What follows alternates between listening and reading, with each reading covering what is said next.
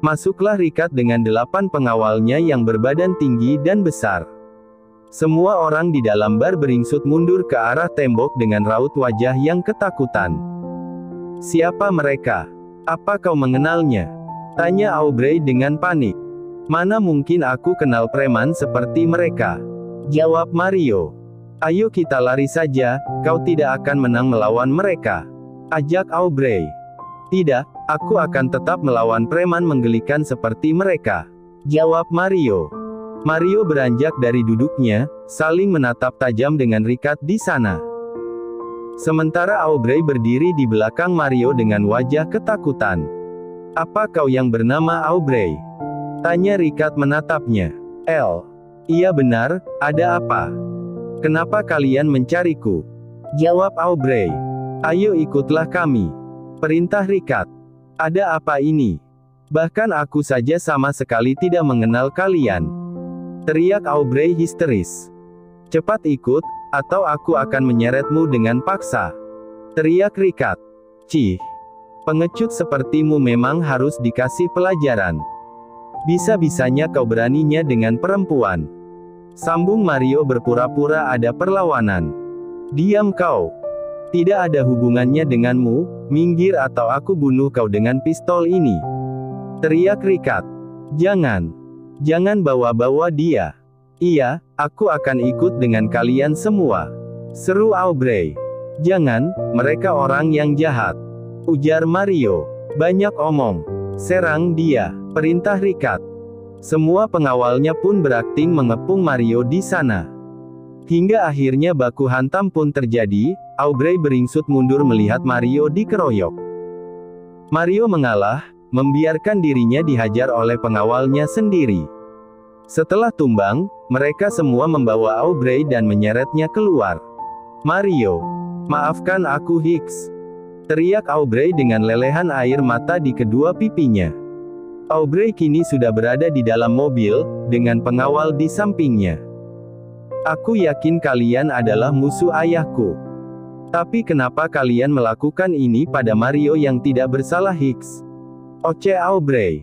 "Untuk apa kau menangisi pria yang baru kau kenal? Bodoh. Diamlah, atau kau akan kubungkam dengan bius ini," perintah pengawal. Aubrey semakin takut, hingga akhirnya memilih untuk diam. "Cih, kenapa mereka menghajarku dengan keras? Awas saja kalian. Au, sakit sekali punggungku," gumam Mario beranjak pergi, sementara keadaan bar sudah kacau balau dengan ulah mereka. Semua mobil yang dipimpin Rikat pun telah memasuki gerbang rumah base camp. Mereka membawa Aubrey ke sebuah ruang kosong, hanya terdapat satu ranjang dan meja kecil di sampingnya. "Kau diamlah di situ," ujar pengawal seraya menutup pintunya kembali. Hening. Itu yang dirasakan oleh Aubrey. Pasalnya, dia tidak pernah diperlakukan kasar seperti itu oleh orang tuanya, tapi kali ini beberapa kata kasar sudah dia rasakan.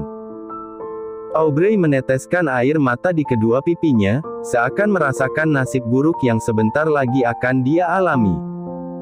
"Padahal aku sudah sangat siap untuk hal ini, tapi aku masih saja cengeng. Mempunyai ayah dengan banyak musuh, tentulah aku harus mempersiapkan segala sesuatu yang akan terjadi suatu saat nanti.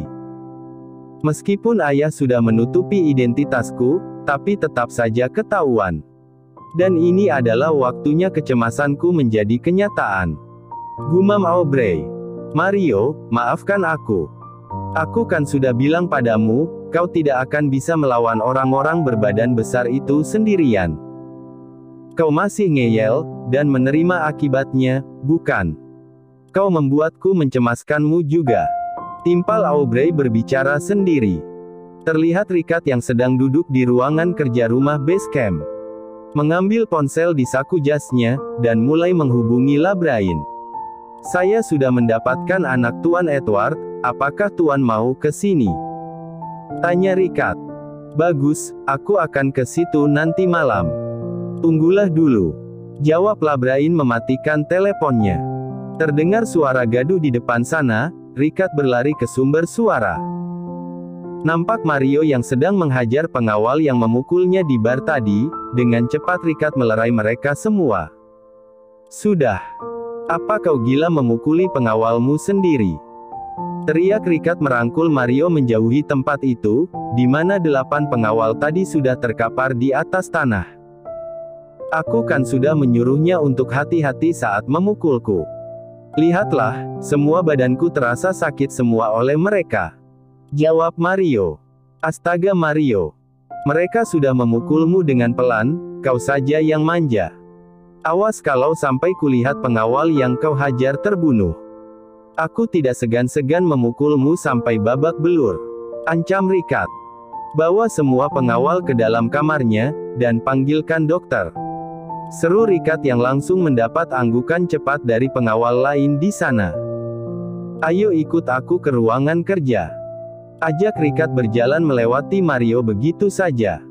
Mario membaringkan tubuhnya di atas sofa ruangan. Terus, apa kau akan melakukan tugas selanjutnya? Tanya Mario. Tidak, aku sedang menunggu Tuan Labrain. Katanya dia akan ke sini nanti malam, jawab Ricard yang fokus ke layar laptop di depannya.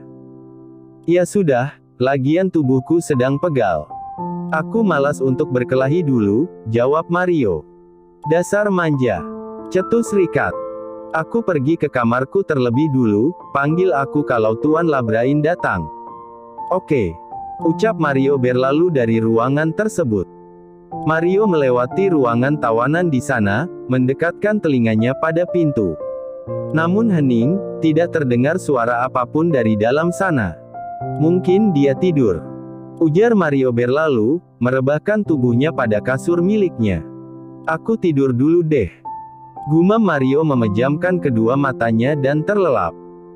Sore menjelang petang, Labrain dan Nourin sedang berbaring di atas kasurnya. Saling berpelukan dan mengobrol santai. Nanti malam aku akan pergi ke rumah base camp. Apa kau akan ikut denganku? Tawar Labrain. Apa boleh kalau aku ikut? Memangnya kau mau apa ke sana? Jawab Nourin.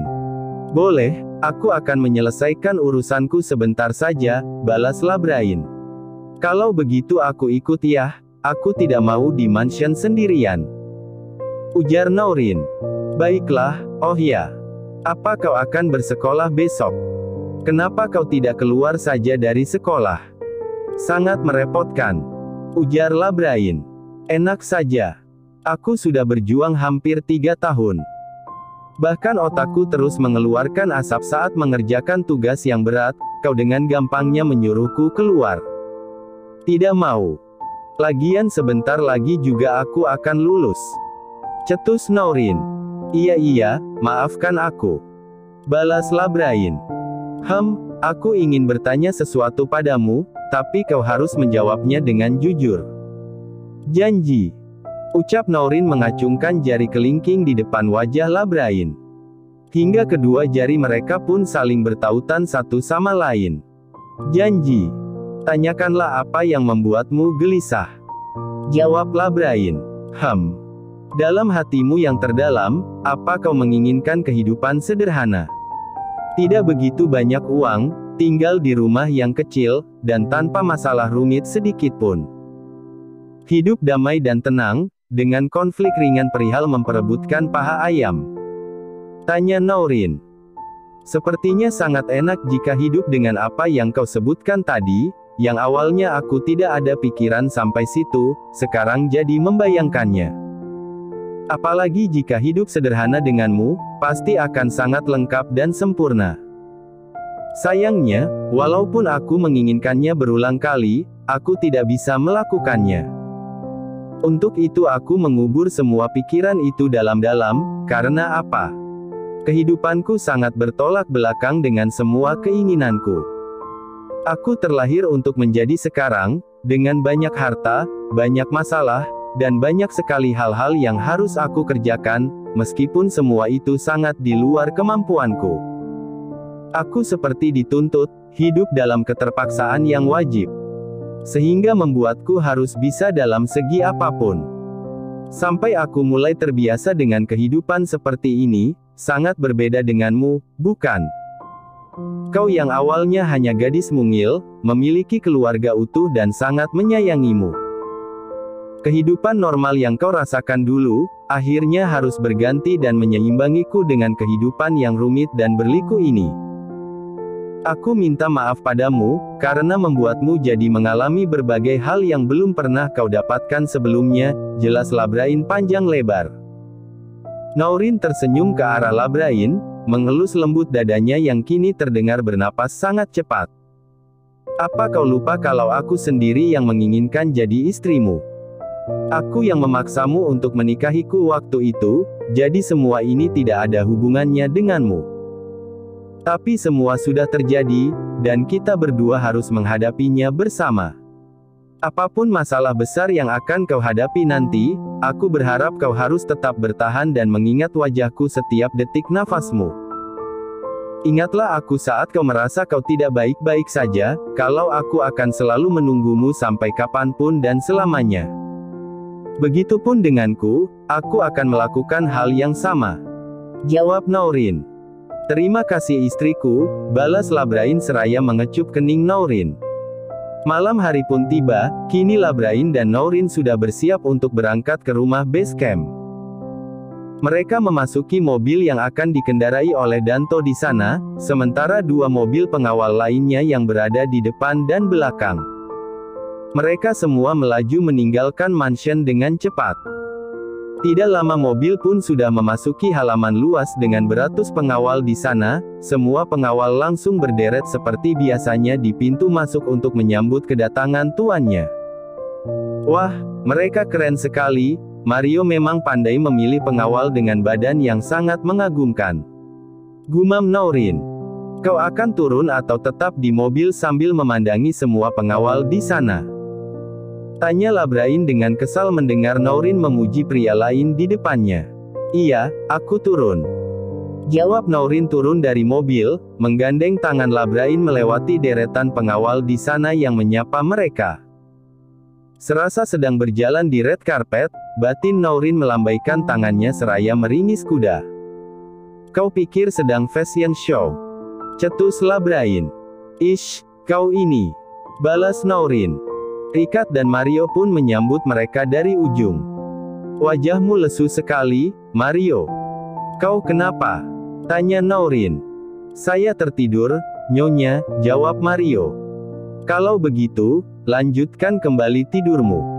Perintah Naurin. Benarkah? Tanya Mario mengulang yang langsung mendapatkan injakan kaki dari Rikat. Jangan macam-macam. Bisik Rikat di telinganya. Iya, aku lupa, jawab Mario. Tidak, Nyonya, saya sudah segar kembali. Timpal Mario. Sementara Naurin hanya tersenyum melihat tingkah keduanya. Di mana ruangannya? Tanya Labrain. Mari, biar saya antarkan, Tuan, jawab Rikat. Nyonya muda, ayo ikut saya berkeliling rumah base camp di malam hari, ajak Mario. Naurin menoleh ke arah Labrain. Ikutlah Mario terlebih dulu, aku ada kepentingan dengan Rikat sebentar, oke? Ucap Labrain mengangguk. Baiklah, kau jangan lama-lama. Jawab Naurin. Iya, cuma sebentar, jawab Labrain mengelus rambutnya.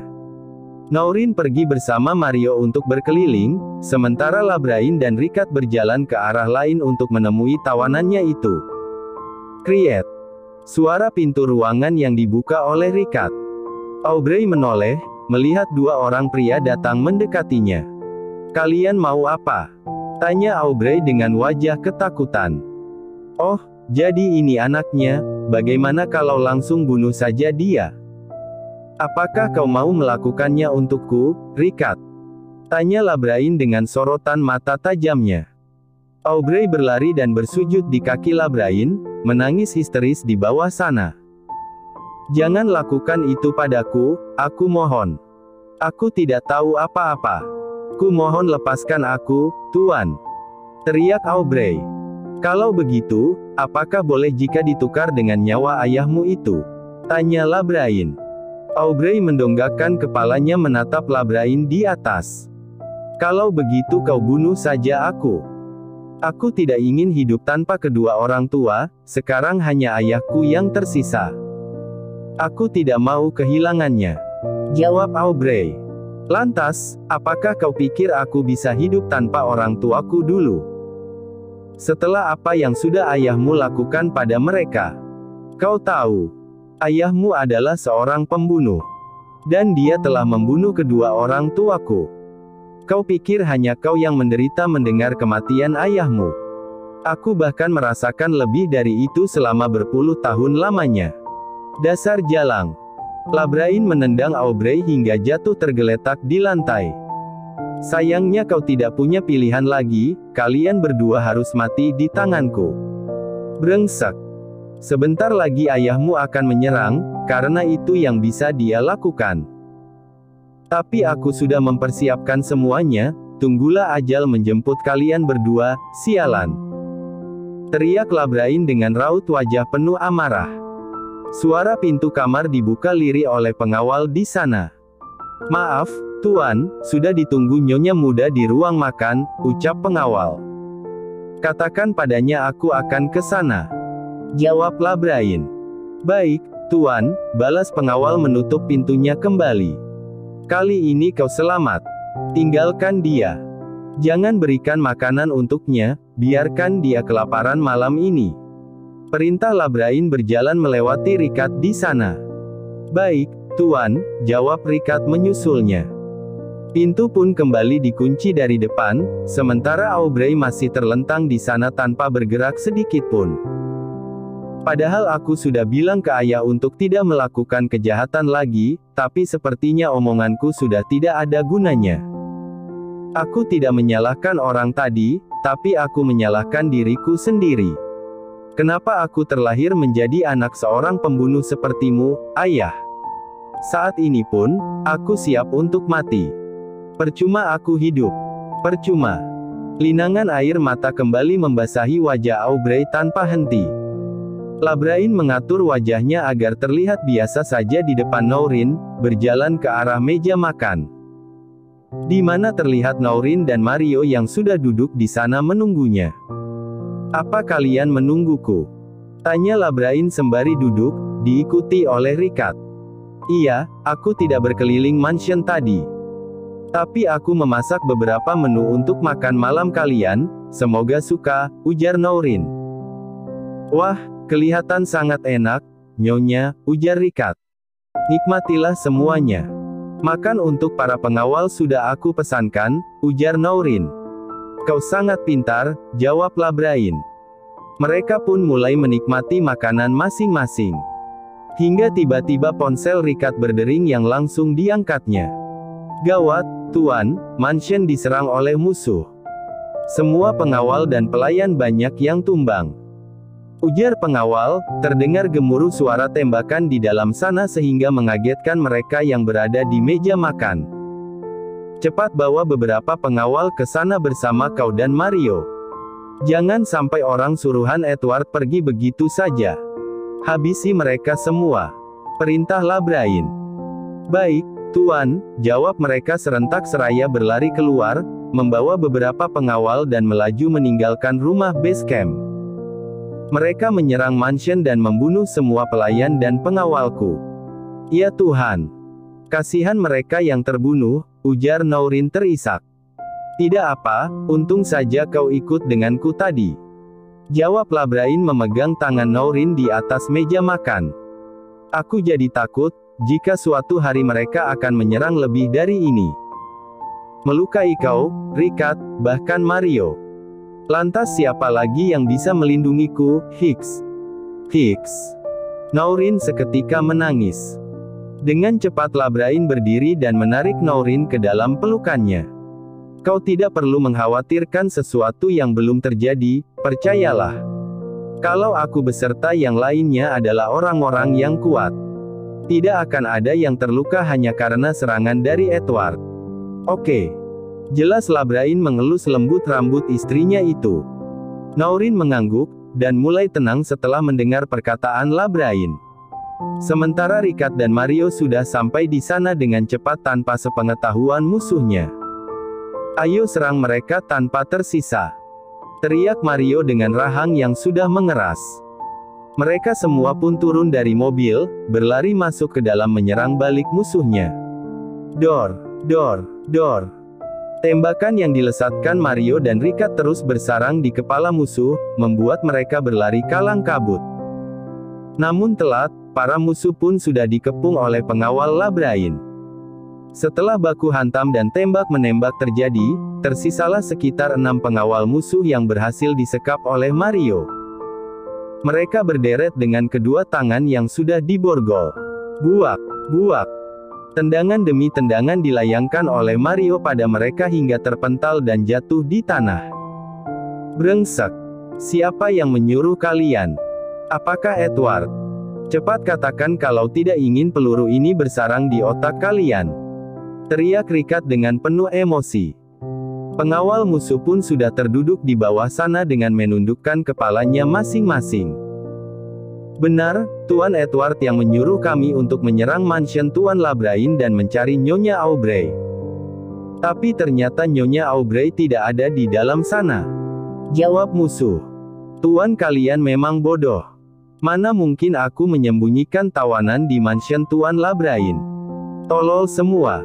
Sahut Mario. Apalagi rencana yang kalian ketahui dari tuanmu itu? Tanya Ricard menodongkan pistolnya tepat di kepala pengawal tersebut.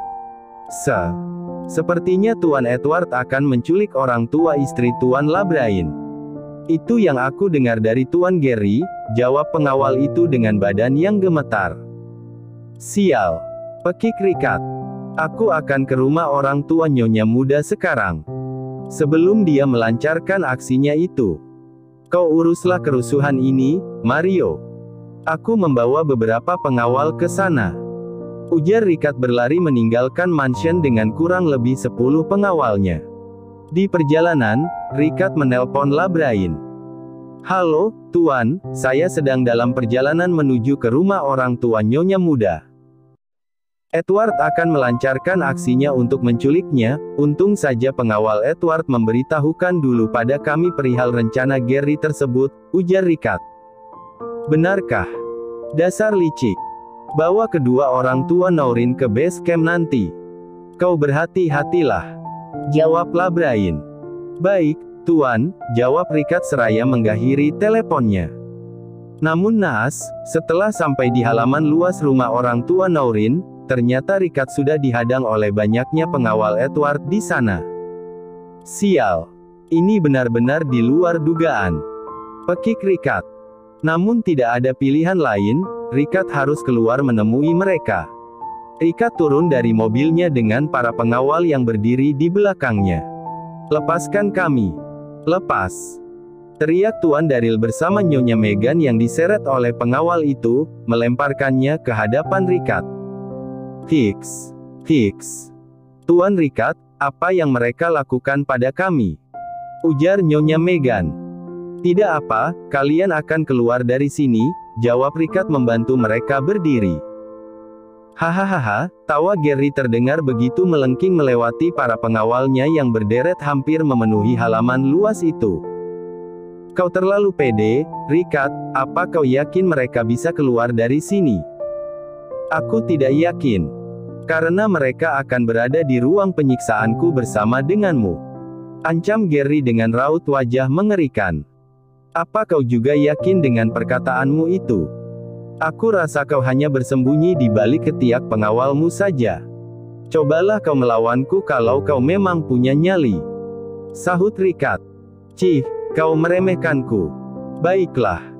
Aku akan meladeni tantanganmu itu. Seru Gary. Dengan sorotan mata yang tajam, Ricard dan Gary maju beberapa langkah di tengah-tengah para pengawalnya. Keduanya mulai menunjukkan skill bela diri masing-masing, hingga baku hantam pun terjadi di antara mereka berdua disaksikan oleh semua orang di sana. Pukulan demi pukulan dilayangkan oleh keduanya, jatuh bangun dan terluka pun sudah mereka rasakan. Untuk apa kalian menghabiskan tenaga seperti itu? Dasar bodoh. Ayo habiskan para pengawal sialan itu dengan cepat. Teriak Mario yang tiba-tiba datang dengan banyak pengawal di sana. Baik, Tuan. Serentak pengawalnya menyerang dengan brutal. Sehingga terjadilah baku hantam di sana. Ricard menarik Tuan Daryl dan Nyonya Megan keluar dari sana, membawanya ke dalam mobil. Kalian tunggu di sini, jangan keluar apapun yang terjadi. Perintah Ricard, mengunci mobil tersebut dari luar. Saat Ricard kembali dan mencari Gary di sana, sudah tidak terlihat lagi batang hidungnya. Dasar pengecut. Pekik Ricard seraya menghajar pengawal musuh yang menyerangnya. Keributan itu diakhiri dengan tembak-menembak, sehingga banyak pengawal dari musuh yang berjatuhan. Namun tak sedikit juga pengawal Mario yang harus menemui ajalnya di malam itu. Bercak darah dan teriakan kesakitan memenuhi seisi halaman rumah Tuan Daryl, sampai pertempuran itu terhenti lantaran sudah tidak ada lagi musuh yang selamat di sana. Semua telah terbunuh bersama dengan aliran darah yang memenuhi setiap sisi halaman. Ricard berlari ke arah Mario yang mendapatkan luka tembakan di lengannya. Merobek kemeja yang dia pakai untuk membalut perdarahan Mario.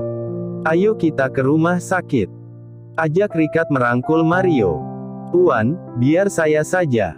Ujar Danto menggendong tubuh Mario berlari ke arah mobil. Biarkan aku pergi dengan Danto, kau uruslah kerusuhan ini dan orang tua Nyonya muda. Jika kau ingin mencari Gary terlebih dulu, dia lari melewati lorong setelah saling tembak-menembak denganku. Sepertinya dia juga tertembak di bagian perut, jelas Mario meringis kesakitan. Baiklah, kau bawa dia dengan hati-hati, Danto. Aku akan mengejar Gary terlebih dulu, perintah Ricard. Baik, Tuan, jawab Danto memasuki mobil dan melaju dengan cepat. Sementara di sebuah ujung lorong, Gary berjalan dengan sempoyongan seraya memegangi perutnya yang terus mengeluarkan darah. Menghentikan taksi, dan melaju meninggalkan tempat tersebut. Tuan terluka, biar saya antar ke rumah sakit. Ucap sopir taksi dengan panik. Tidak usah. Antarkan saya ke mansion Jalan Mawar 8 saja. Perintah Gary. Baiklah, Tuan. Jawab sopir tersebut melaju dengan kecepatan tinggi. Wajah Gary sudah semakin pucat, karena terlalu banyak mengeluarkan darah. Pandangannya pun sudah mulai kabur, namun Gary berusaha dengan kuat untuk menahannya sampai tujuan. Sementara Ricard masih mencari Gary di lorong itu, namun tidak menemukan siapapun di sana. Sial, aku terlambat. Pekik Ricard. Sepertinya aku akan menyusul mereka. Sampai sekarang tidak ada kabar apapun dari Ricard dan Mario. Ujar Labrain beranjak dari duduknya. Jangan, kumohon jangan. Percayalah kalau mereka bisa mengatasi semuanya dengan baik, percaya padaku kali ini saja. Aku tidak mau kau kenapa-napa, aku tidak menginginkan itu. Naurin menarik dan menghentikan langkah Labrain. Apa kau yakin mereka baik-baik saja? Beberapa jam sudah berlalu, tapi mereka belum juga kembali. Aku yakin ada kendala di sana, tidak akan ada apa-apa denganku. Kau juga harus percaya padaku, balas Labrain mengelus pipi Naurin di depannya. Tidak, kau masih belum pulih. Aku tidak mau kau pergi. Dengarkan aku juga. Teriak Naurin. Labrain menghela napas panjang, memeluknya dengan erat. Dalam sebuah permusuhan, salah satu pasti akan ada yang tumbang. Kau tidak boleh mencemaskanku berlebihan, kau hanya akan menyakiti dirimu sendiri. Ucap Labrain. Aku tidak peduli. Aku mengkhawatirkanmu karena kau masih dalam proses penyembuhan. Kalau kau sehat, tidak apa-apa kau pergi. Jawab Naurin. Lagian aku yakin, Ricard dan Mario akan berhasil menyelesaikan semua masalahnya. Mereka berdua orang-orang hebat, kau tidak perlu meragukannya. Kau hanya akan datang, kalau mereka berdua jelas-jelas tumbang. Aku yakin mereka akan kembali, timpal Naurin. Baiklah. Kita tunggu 10 menit, kalau dalam waktu itu mereka tidak juga kembali, terpaksa aku harus menyusulnya. Jawab Labrain. Naurin mengeratkan pelukannya, seakan tidak mau melepaskan suaminya begitu saja. Tidak berselang lama, mobil yang dikendarai Ricard bersama dengan pengawal yang tersisa pun memasuki halaman. Labrain dan Nourin yang mendengarnya langsung berlari keluar. "Ya Tuhan, semoga orang tuaku baik-baik saja," batin Nourin memohon. Benar saja. Kedua orang tua Nourin keluar dari mobil. "Mami, Papi," teriak Nourin berlari memeluk keduanya. "Apa kalian baik-baik saja? Ada yang terluka?" tanya Nourin melihat ke sekujur tubuh kedua orang tuanya.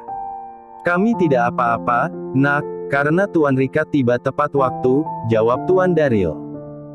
"Syukurlah, ayo kita masuk ke dalam terlebih dulu," ajak Nourin memasuki rumah base camp. Ricard berjalan mendekati Labrain yang masih berdiri di sana. "Tuan, Mario terkena tembakan Gary. Dan sekarang dia sedang di rumah sakit.